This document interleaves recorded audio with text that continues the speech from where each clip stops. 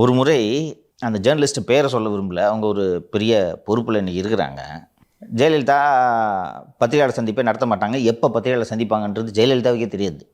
திடீர்னு டெல்லிக்கு போகிறாங்க, விமான நிலையத்துக்கு போகிறாங்க, எங்கேயாவது போகிறாங்கன்னா டக்குன்னு காரை நிறுத்தி 2 நிமிஷம் பேசிட்டு போயிடுவாங்க. அந்த 2 நிமிஷத்துக்காக எப்போவுமே டிவி சேனல்ஸ் டியூட்டி போட்டுட்டு அங்கே போயஸ் கார்டன் வாசலில் காத்திருப்பாங்க.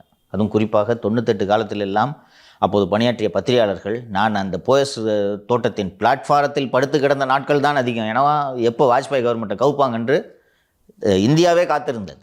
அப்போது அந்த சமயத்தை ஒட்டித்தான் என்று நினைக்கிறேன். அப்போது ஜெயலலிதாவுக்கு எஸ்பிஜி இருந்தது என்று நினைவு.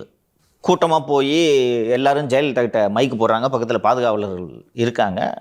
Women journalist, English channel, women ஜேர்னலிஸ்ட்டும் போய்ட்டு மைக்கு போடுறாங்க. போட்டு முடிக்கும்போது எவனோ ஒருத்தன் அந்த ஜேர்னலிஸ்ட்டை மொலஸ்ட் பண்ணிட்டான்.